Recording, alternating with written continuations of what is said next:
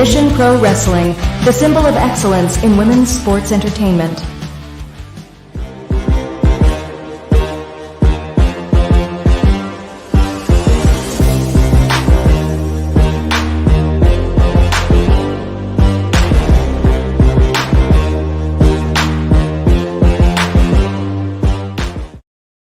All right, and welcome to the first episode of Mission Pro Spotlight. I am Myndrunner, and this apparently is take two because we were 5 minutes into what we thought was our broadcast when we got this nasty message. But we are locked and loaded, ready to go. And welcome to Mission Pro Spotlight. This is a program that is focused on lifting women's wrestling and spreading positivity and all around the globe when it comes to women's wrestling. And I'm super excited because my guest at this time is also a former guest that I've had on my mental health podcast. And I was going to do a special intro for her, but then I thought, that intro I did for her on my mental health podcast was so awesome. Let's roll that. So why not check this out? My guest at this time is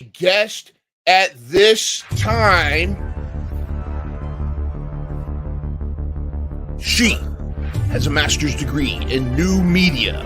She is a world-renowned presenter all over the world. She is a wrestling journalist and presenter, most notably at Mission Pro Wrestling, where she was given 4.5 stars by Dave Meltzer, 5.5 at the Tokyo Dome. She is a lifestyle influencer and multilingual content creator. She has been seen at many wrestling events all over the world, including North Carolina. You may know her as the FDT, but she is my guest at this time, Xenia.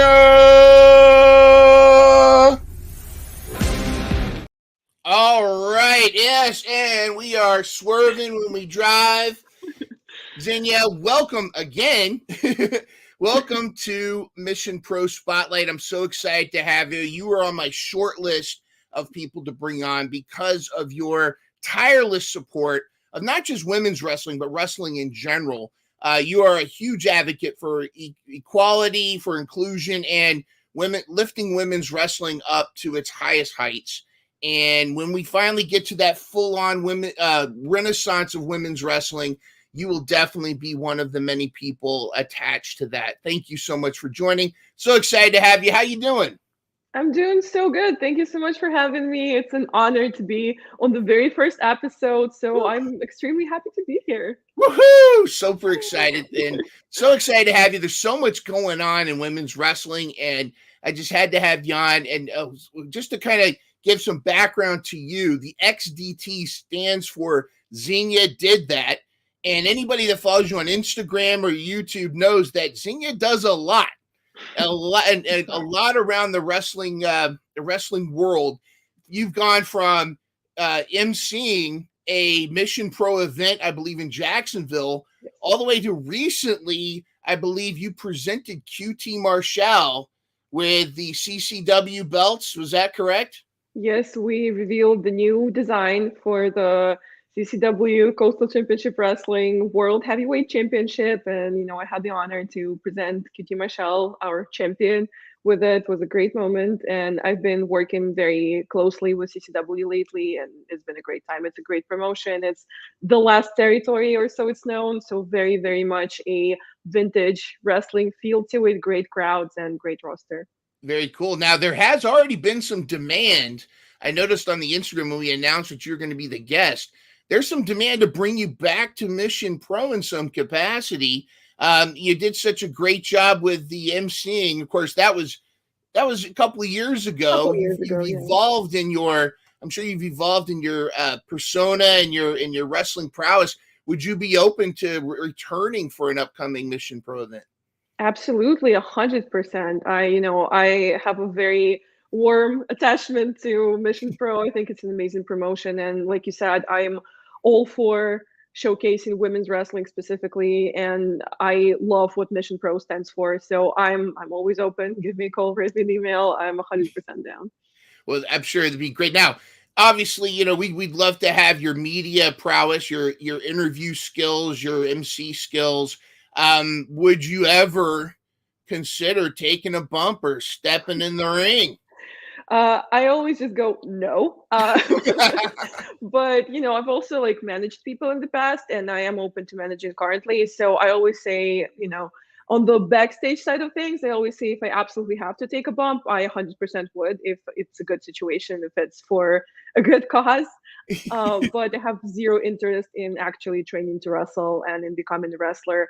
I always say, would you trade a good broadcaster in for a lousy wrestler? Probably not. So let's not do that. I'll stick to my guns. I'll stick to my microphone, my camera. Yeah, that's there's a reason why the NBA never called me. So I got to stick to what I got to stay in my lane. But Yeah. that's Someone has to do awesome. this. What's that? Someone has to do this. Right, Not exactly. everyone's Someone's gonna got to wrestle. be the commentator. Everybody's got their spot. Absolutely. Brian in the chat was talking about it was so hot that It day was. in Jacksonville. Do you remember that? I absolutely do. It was a great day, by the way. We had two amazing blocks of wrestling in one day, and it was during the Jacksonville Taco Festival, Uh-huh. and it was at the Jaguar Stadium and the adjacent grounds. And I thought it was so much fun. But yeah, it was probably one of the hottest days of the summer. Of course, it had to be. So if it Right. wasn't for like stands with tiki cocktails and water ice, I probably would have perished that day. But I'm still here. Yay, you're still here. I bet that's gotta have be a factor when it comes to matches, because in some cases, some independent matches, what we see on TV in WWE and TNA and AEW, we see this very polished thing.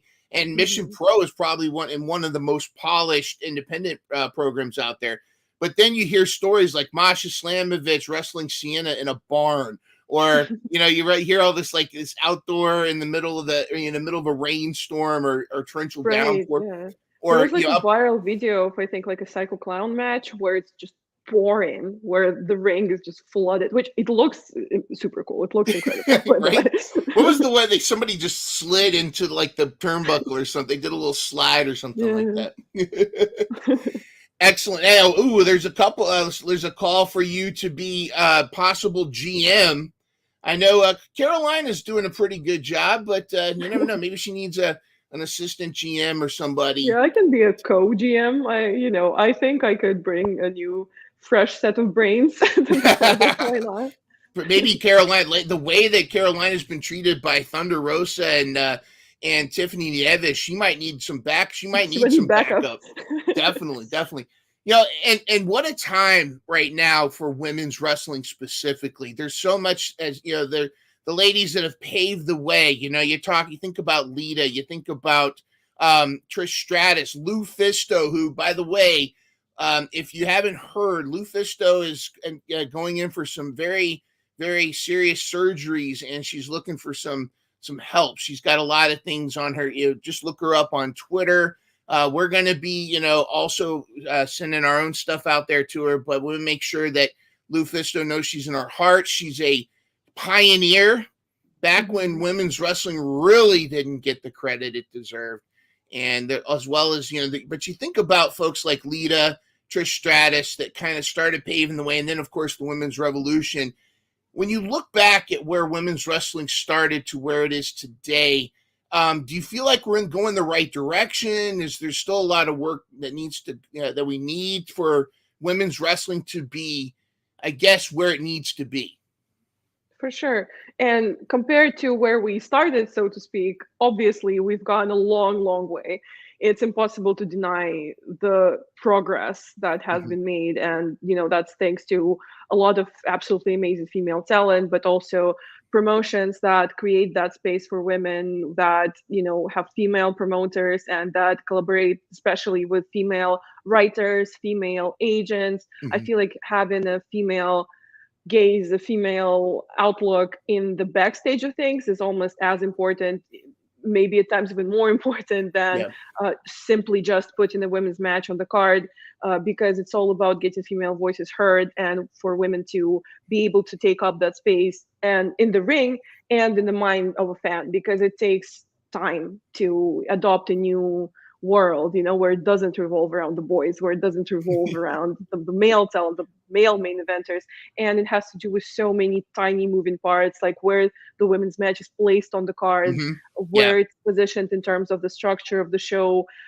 Does the writer understand the psychology of a woman? And I'm not saying a woman is a different species. Like obviously we're the same as men, apart from some parts, but Some differences, in certain places. but a lot of the time the stories that are told by female wrestlers suffer from the perspective of male writers, in that some men dehumanize the female characters a little bit. Interesting. So it's super important to have a female perspective on all parts of the business.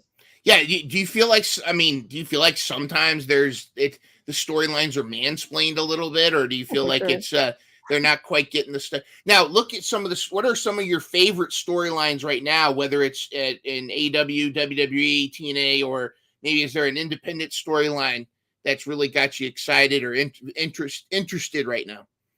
I mean, I think it's a cliche answer, but that's just because it's so good. I immensely appreciate the Toni Storm, the timeless character that she's doing right now, and the whole, love triangle with Mariah and everything. I just feel like it's so much more dimensional than what we're used to seeing from comedy characters specifically. And that's part of the reason why I like AW as much as I do, because they actually take their comedy character seriously. Like, just because Orange Cassidy is primarily a comedy wrestler doesn't mean he can't have banger matches. Just because Toni Storm is primarily a comedy character doesn't mean she can't hold a world title. And I think it's, the character she's been doing is so dimensional. There's so many callbacks, there's so many Easter eggs, and it's specifically for, which I don't define myself as, but specifically for cinema aficionados. There's just so much to it, and the way she executes this is just brilliant. The way she is always in character, and the way that there's not a thing that doesn't fit with the big picture. I just think her character work has been absolutely brilliant.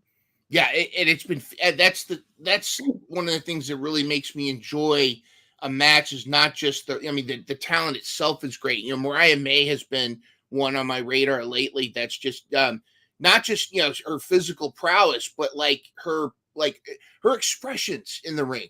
Like when she gets hit, she doesn't just go she goes and Harley Cameron's another one that really surprised me lately. I don't know if you caught her last couple matches, but she's one that I hate to say it, but I kind of dismissed her as like a sidekick to Saraya. But their last couple matches, what were your thoughts? I absolutely love Harley Cameron. I think she's so expressive as well, like you said.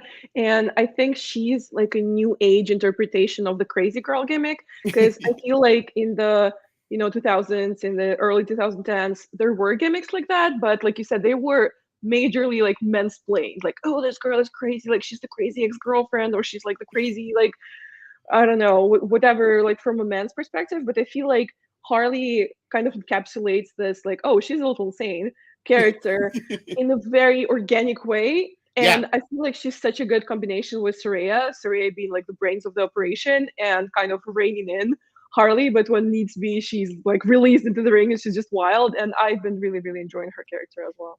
If you were going to add one more person to the Outcast, you've got Saraya and Harley, who would you add? Like, do you think would be like some muscle or somebody else? If we're talking some muscle, I for sure would add Megan Bain. She's also one of my recent favorites. Yes. I don't know how well it would work with her, like, gimmick with like the goddess, like, Greek, like type of situation, but she's just like the person who popped into my mind. Or we have in CCW, she actually very, very recently debuted Nikki Blackheart. She's also very much like a powerhouse situation. And I did do an interview with her, and it's coming on my channel because, not a lot of people are not familiar with her because she just recently debuted, but she's a powerhouse. She's jacked and she's gorgeous, and she has like a presence about her. And Gangrel said that she will be a superstar. And I think that in itself, tells you something. So she's definitely another person that I've been watching closely in wrestling recently. Do you feel like we need more kaiju female wrestlers, like more, powerhouse badasses? I mean, you look at a specimen like Jade Cargill, who just, she's just flesh. She just oozes like, that has the muscularity. Then you have Jordan Grace. You have, Camille Brickhouse. You have a lot of these really just, but they're jacked women, but they maintain their femininity too, which I think is very important. Kind of like that Wonder Woman, where it's like Linda Mhm. Carter, where she's both, a woman, has that femininity, but also will kick your living snot out of you too. I mean, do you think we need more of that? Every single wrestler that you mentioned, I adore. Like, I think I'm biased because like that's the kind of wrestling that I like, you know. Mhm. I do like a good like powerhouse, fellow tall girl. I enjoy, you know.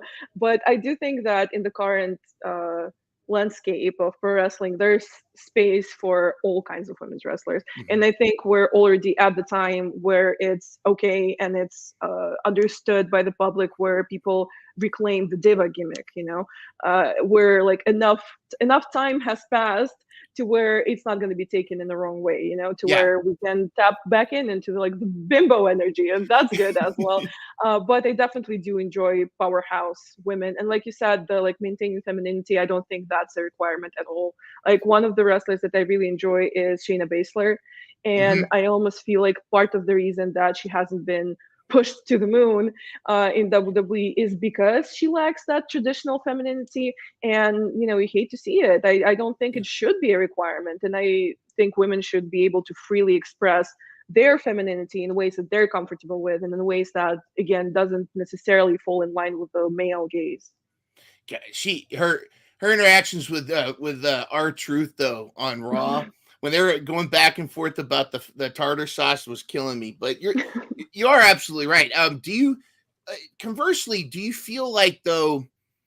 Do you necessarily feel like a bra and panties match is wrong if the women doing the match want to do the match? Like there's a different. Like I always feel like sometimes there's a difference between, being body positivity, where the like it's not just for, like the Attitude Era. You know what I'm talking about? Like in the Yeah. Attitude Era, where that was all the women's wrestling was. But there's like women can like there's almost. Do you feel like it could be empowering for women to celebrate their bodies a little bit, or do you feel like that's just kind of setting us back if we have matches like that again? Look, for me, the way I see it is nothing is inherently bad in Hmm. a vacuum, in a world where Yeah. we're Yep. completely free of the history of the past and completely free of any stigma and any male gaze and everything. But we don't live in that world. And before the original sin, Adam and Eve were walking around in the garden butt naked, and there was nothing wrong or sexualized about it. But then the original sin did happen, or didn't happen, depending on what you believe in. But I do feel like we can't really see things apart from the history attached to them and apart from the context attached to them. So, do I think it's empowering to celebrate your body? Yes, 100%.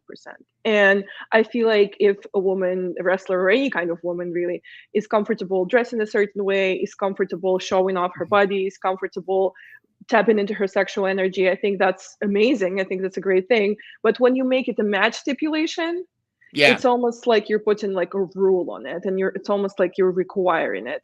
Even if both performers are fine with it, we're still talking about kayfabe, we're still talking about the realm of believability, and where it's like, this is a match where you must show up wearing the bra and panties, and that in itself I'm not comfortable with.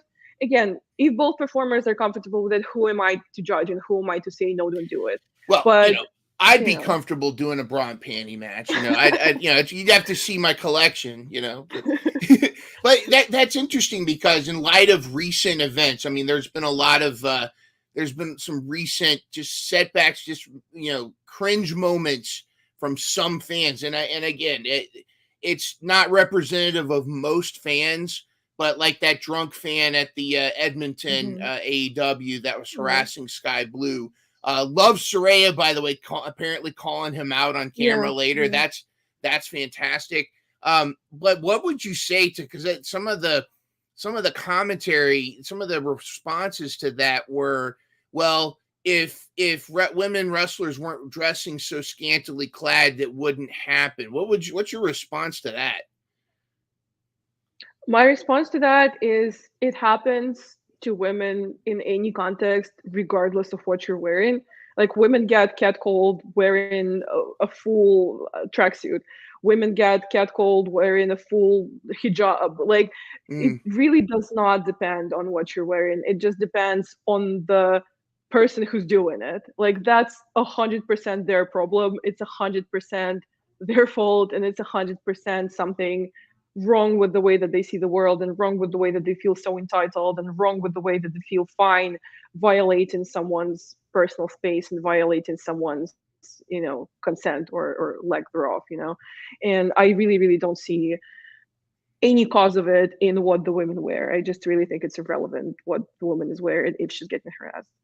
I agree. And I love in the chat, Pepe, by the way, Pepe, get well soon, buddy. Says some people just don't know how to act. It reminds me also like the people that flock the airports with like 20 figures to sign or whatnot. It's just people do. And that was it also that guy that thought he was going to climb in the ring and during Daniel Garcia, and he kind of found out what was what. We have a couple questions here. First of all, and again, this is tapping into your origin story, if you will. What inspired you to get into wrestling? When did you first get the wrestling bug? I like how you said my origin story. I feel like a superhero. I love yes. that. You know how like my name starts with the letter X? So like someone actually proposed that I call myself the X woman of wrestling. There you go. I don't know how I feel about that, but it's kind of cool. Anyways, so I've been a wrestling fan for pretty much as long as I can remember, since I was 11 years old. And the media part of it, I actually have an education in, like you mentioned in the intro. I have a master's degree in new media. So, and before I even had the master's, I had a bachelor's in journalism and PR. So I'm actually trying to do this. Cool. And at one point, it just kind of occurred to me to put the two together. Like, what am I doing trying to find my place in the world if it's right here? If I always say wrestling is the love of my life. I've never loved anything or anyone, maybe my childhood dog and my mom and dad, but outside of that, I've never loved anything or anyone more than I love wrestling. And it was just, again, not to sound super corny, but I feel like it was meant to be. That is the origin story. It's fate, it's kismet, and it was the beginning of the X woman. We need to get new themes. Now, next time you come on, I gotta get exactly. Professor Xavier's school of we have a comment. This is from No Gimmicks, but that feeling. Have we as a wrestling community done the work to where those matches don't take away from what the ladies bring to the table outside these matches? I think he is referring to those kind of matches. What are your thoughts? I mean, have we done the work at this point where women's wrestling is not just like, because occasionally I do hear it's the popcorn match or this and that, or bathroom break match. Yeah, bathroom break match. Have we done the work? What are your response to No Gimmicks here? I feel like yes and no, because one thing is like, have we done the work? Yes, we do the work every single day. But that guy who was yelling at Sky Blue, he's not us. We don't claim him, and there's still a lot of this guy in the crowd, unfortunately. And also, like I mentioned, I also don't want to put all the responsibility on the fans. It's not just the fans' responsibility, because if a promotion doesn't put the thought and doesn't put the work in the women's storylines, it doesn't make it worth watching, doesn't make it worth getting invested in, then how can you blame the fan for going to the bathroom? Like, if there's 5 or 6 matches on the card and the women's match is like the only one, right? Or 2 of them, and the women's match is the only one where there isn't a real story, like, of course people are going to go to the bathroom. So I don't think the responsibility for that lies fully on the fans. Yeah, there is a lot of that. Like, if the storyline, I don't want to miss it. If regardless, man, woman, dog, whatever, alien, whatever it is, if there's a storyline, or mascot, or a giant chicken, or a giant Japanese otter who does death matches. Yeah, right. Exactly. Yeah. I don't want to miss it. And that, one of the things I think that makes we were talking about Tony Storm earlier, that whole storyline is compelling. We want to know what's going to happen next. The promo between Willow and Mercedes Moné I felt was really compelling too. Yeah. And again, we're talking about AEW, but like in anybody could just throw a match together. But when there's a storyline, there's storytelling in the ring, and then there's storytelling like leading up to the match. What have been some of your favorite female wrestling storylines that have happened since prior to now? Like, what have been some of those examples where they did knock it out of the park? I mean, like you mentioned, like ever since Mercedes showed up in AEW, and she hasn't had a match even yet, but the promos and her like being involved in Willow starting her title run and having her promos and her celebration, and like I said, she hasn't even wrestled yet, but I'm already invested, and it's gonna make her first match even more so meaningful. So, and Billy Starks winning the RH TV championship, the women's TV championship. Yeah. That was, I felt, one of the cases where it's good when wrestling is predictable, like it made perfect sense for her to win that title. And like she was saying in the promos, that title is hers. It was destined for her. And it made all the sense in the world for her to win it and for her to get it. And now we're invested in like, how does it change her relationship with Athena? How does it change her relationship with Lexi, who's also a part of the stable, a part of the faction, and is apparently Athena's favorite. So like, what's going on here? Now Billy has the title, and Billy is bringing this title everywhere. She's bringing that title to GCW as well. So that I've also been really, really enjoying, and the way that she had this like feud with Queen Aminata, who's been absolutely amazing to watch. And love her. Even though compared to Billy, Aminata is somewhat of a newbie and is not as familiar to the RH audience, they made her feel like a real deal. They really built her up. And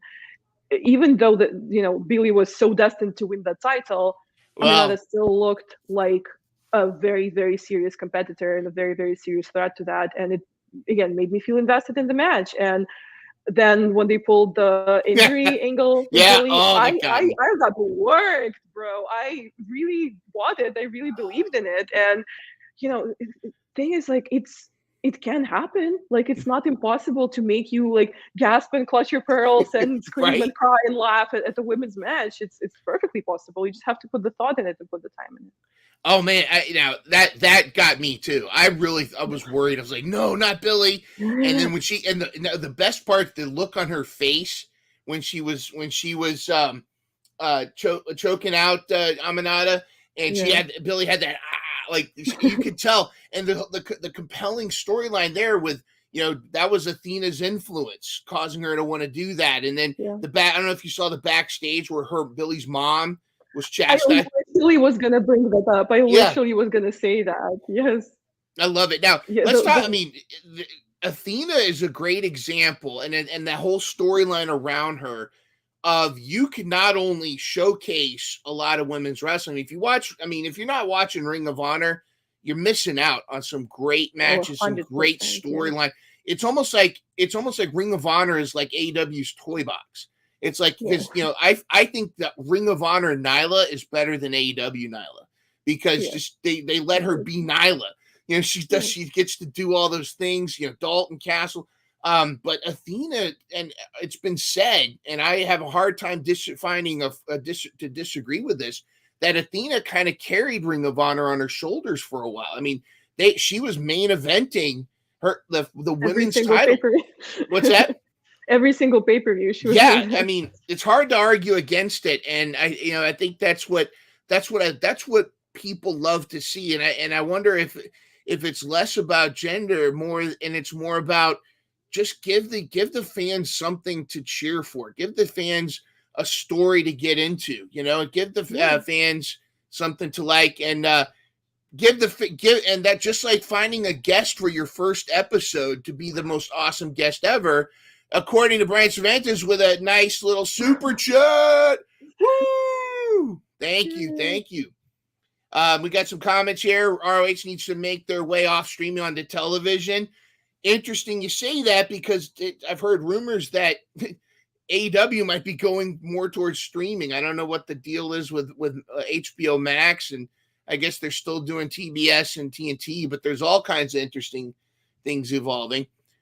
But I want to ask you first, Xenia, what female wrestlers are on your radar right now? Who are some female wrestlers, whether they're in WWE, AEW, TNA, Mission Pro Wrestling, or anywhere around here? Who's on your radar? Yeah, I think like when we were talking about that earlier, like one of the first person that jumps to mind is Serena Deeb, because she's been amazing since her return to AEW, and I love how they incorporated more of her real life struggles into the story, because it was a little confusing. A lot of fans didn't know why she even disappeared and what happened, and now it makes you even more invested again, because you're relating to her real life story and you're relating to what she's been through. And I've actually been a fan of hers since WWE, since CM Shaving her Punk head. shaved her head on live television. Yeah. Wow. And she's been amazing to watch. And Thunder Rosa is always amazing to watch, and just every aspect of her performance, her wrestling, her outfits, her makeup, her just sheer presence that she Yes. has. And I'm also subscribed to the Instagram channel, so all the vlogs and all the Yes. the posts, I never miss anything. And then the person that I'd also mentioned to you previously, who's one of my absolute favorites, is Lindsay Snow, the American Kaiju. I've heard of her. She's also a friend of mine, and she actually tattooed this on me, the little barbed wire. Oh wow! Yes, so she was also one of the first people to make me like Jacksonville. That's right. She actually she is from showed me around. So Jacksonville. A question from the chat, Mr. Brian Cervantes wants to know: do you watch Women of Wrestling? Wow. I don't routinely watch it. I try to kind of keep track, because a lot of people that I really like appear there. Katie Forbes appears there. The Tonga twins appear there. So a lot of really, really good wrestlers. But I unfortunately only have 24 hours in the day. If I had 100 hours in the day, I would watch all wrestling. Like I would Google all promotions in the world, and I would watch every single one. Well, if you're only going to watch one promotion, women's promotion, better be watch Mission Pro Wrestling. If you're going to watch two women's promotions, watch that. There you go. Now, you and I have talked before, and we went back and forth, and we narrowed down. We're starting another first. Every week, we're going to showcase a specific women's wrestler. Basically our warrior of the week. Wow, that's also WOW. Wow. Oh, right. Yeah. Our warrior of the week. And this week we're going to talk about our chosen warrior of the week, who is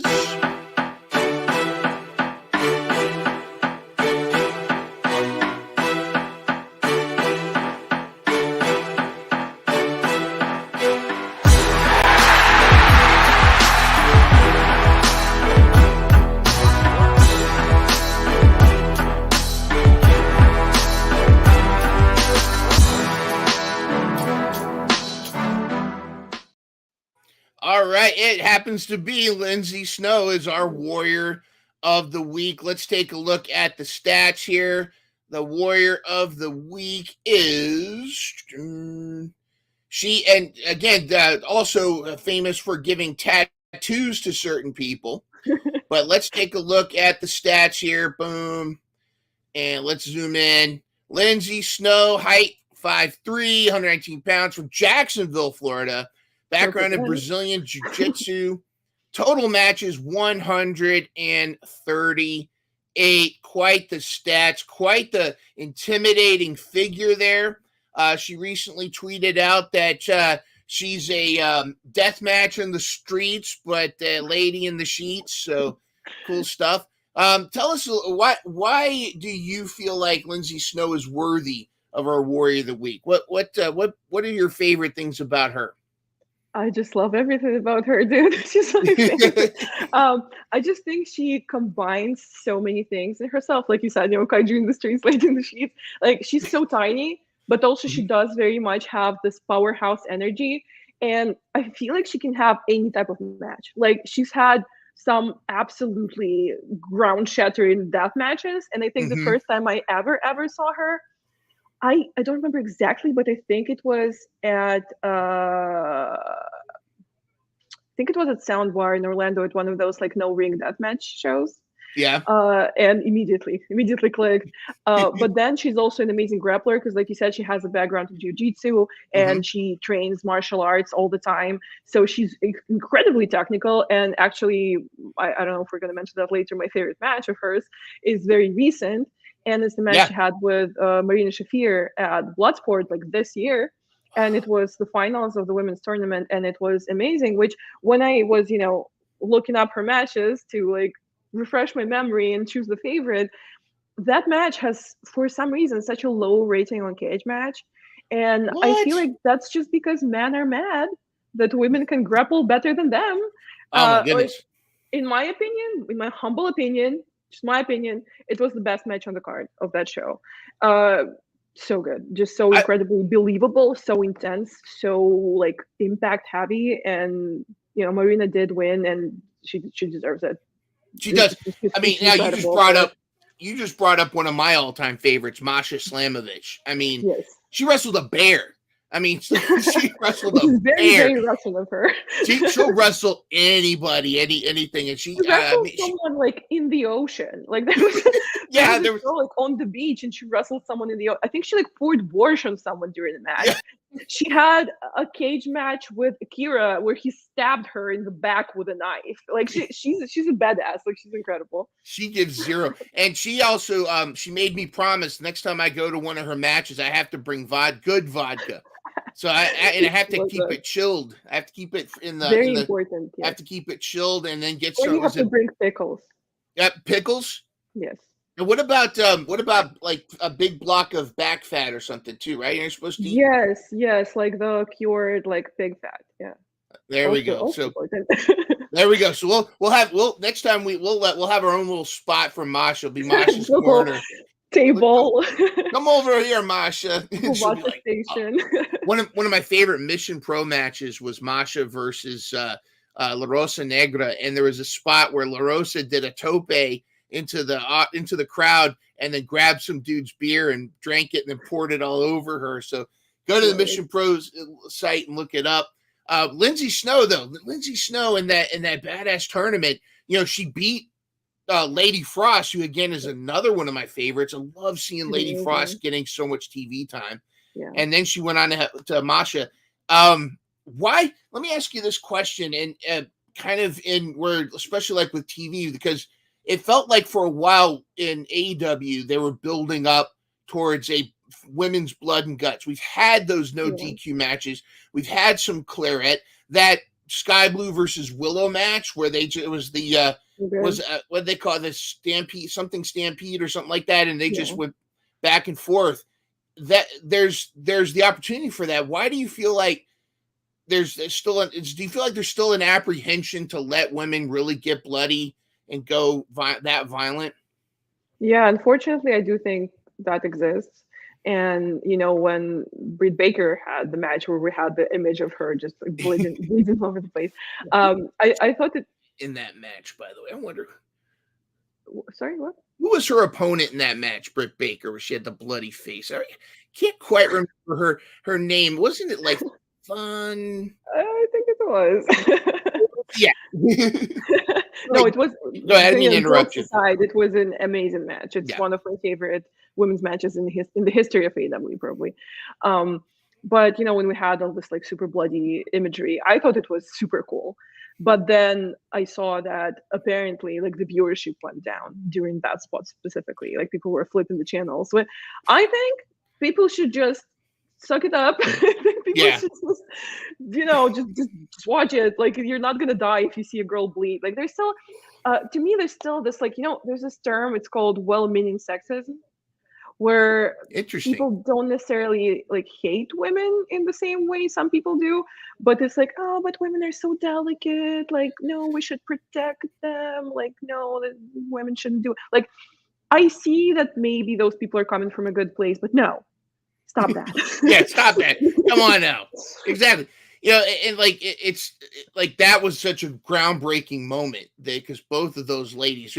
And regardless of their personal history, whatever, that was money. Thunder Rosa versus Britt Baker was money. Then we had the Ty J versus Penelope and the Bunny. Yes.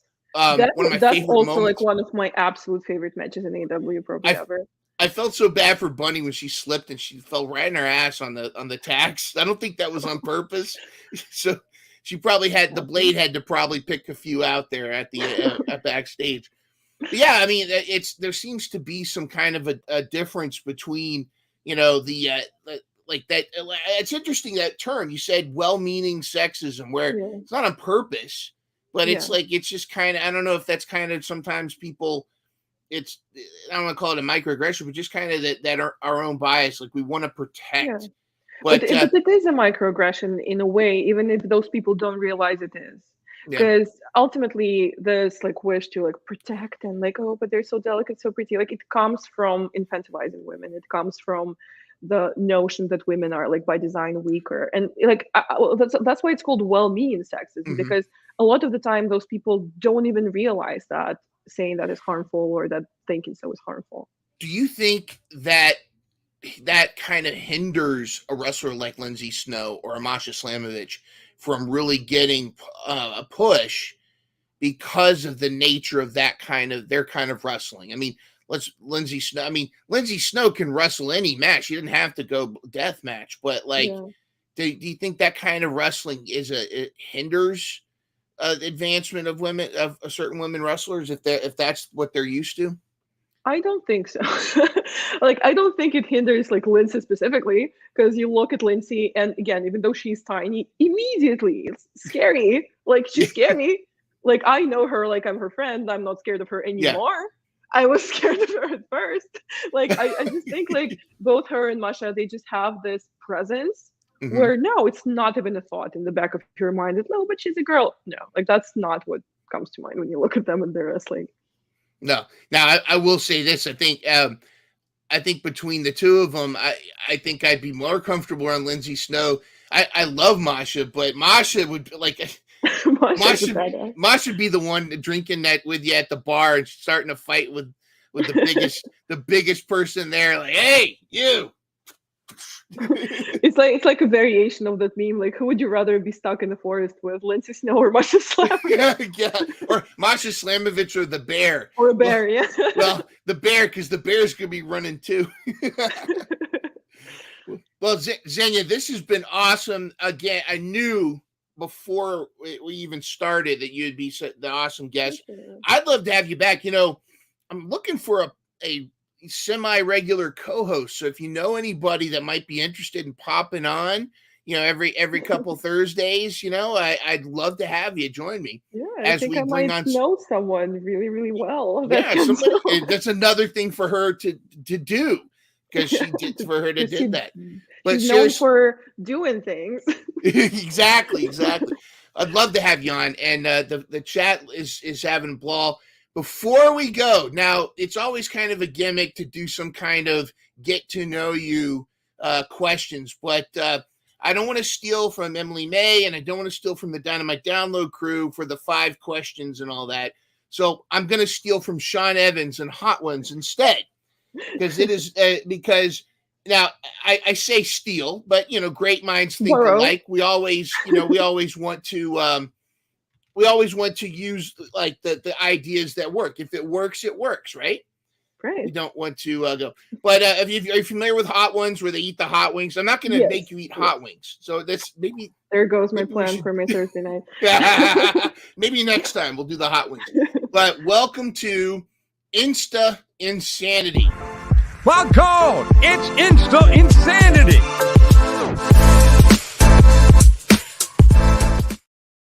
All right, Insta Insanity, again, totally not a ripoff of Not Hot at Ones. all. Is and you are a huge user of Instagram. A lot of That's one way awesome to put it. photos. A lot of very tastefully sexy photos. A lot of very artistic photos. A lot of photos, though. My favorites are the ones usually with a wrestler, and you got just this kid smile on your face. Don't Like do it. you do, and I love it because it's like you're smiling like how I feel. Like I would Oh, be I love smiling that. like a mark with some of these. But we're gonna do instance. Oh, hold on, I clicked the wrong thing. I want to do slideshow. But Yeah, I'm yes, so some of excited these for this. pictures We're going to go through them, and I'm going to have you tell us the story behind each of these as we go through. All right, so first one right here. Look at these ladies. To explain this very, very fashionable photo? That is my mother who birthed me. Wow, that's your sister? That's my mom. Her name is Helena, and she's actually a model, photographer, designer, influencer. So if you want to follow her, it's at ekart.gallery. And she's awesome. Like, she's the most beautiful woman I've ever met and the bravest woman I've ever met, and she's just a big inspiration for me always in my everyday life. What, is she a wrestling fan also? Have you gotten her into wrestling? And probably she might be mad at me for like exposing her, but she's not a wrestling fan. She does not like wrestling at all. Oh, you got to get her get her to watch a Masha versus Lindsay match. She might change her mind. I might. That might be the cure, Well, she seems awesome, and I can see your inspiration. That's two very powerful women right there. Awesome. And I feel like the older I get, the more I look like her. Like generally in my life, I'm just my dad's clone. Like, I have my dad's whole face. Like the memes that are like girls be hot and have their dad's entire face. That's me. But I feel like the older I get, the more I see her in me. Do you see her personality come out in you sometimes? Oh yes. Oh, 100%. The personality is the feisty Russian woman. Yeah, not don't mess with it, Xenia. Don't mess with it. Yep. All right, next picture. All right, this just really caught my eye. What's going on here? Yeah, so I spent a good chunk of my time in Spain. It's like a second home to me, and I work with a promotion called Lucha Libre Barcelona, and I actually manage a tech team called Pura Rata. And this is us on the anniversary show. It was the last show of 2023. And it was actually the birthday of both of them, of both Sebas and Jeffrey. Oh, wow. And it was very special. We had a title match for the tag titles. We had our grand limo entrance, as you can see, all pink. The crew is in all pink, and they did win the tag titles that day. And then we had some cake after the show. It was really good. Was it pink cake? I mean, it had to be. It had to be pink. It was chocolate cake, but it was really good. Bummer. But hey, so you inspired a championship tag team. Mission Pro. There might be some talent there that might need a manager as well. Very cool. This is one of my favorite photos of all time that you have on your Instagram. And to see there, this is what I'm talking about that kid face. Look at that smile. This is my face. I know, but look, it's there. There's something different now with you're like a fan, and this is like really filling your bucket. And I think we all know who this person is. Who's this person you're with? This is La Mera Mera Thunder Rosa, my favorite. It was at the show. I don't even remember where at this point. Maybe like Maryland or something. I can't even remember. But we just kind of ran into each other before the show, and I was really, really happy to see her. Had a little chat, and I'm always happy to see Thunder Rosa. She's such a good presence in wrestling. Like, the energy that she brings is just absolutely incredible. So it's always good to see her. She's so cool. Yeah. But two awesome powerhouse ladies right there. The power from those two right there, that's a lot. Now we're getting into some of the interesting, so was this just you just woke up, haven't had coffee yet? Or just a little natural moment. Woke up like this is without any filters or anything. This is no makeup. This is just my natural. No, this was Halloween, quite obviously. Serving a little vampire realness. What's so funny? I've always wanted to have long black hair, and I'm somewhat of a natural blonde. You can see some of my roots. I'm pretty light. But my mom, actually, that we mentioned previously, she has naturally jet black hair. Oh, wow. And again, since I've always looked up to my mom, I've always wanted to be like her so badly. And she had this incredible raven wing black hair. So I've always wanted to have black hair. And ever since I was an early teen, I was begging her to let me dye my hair.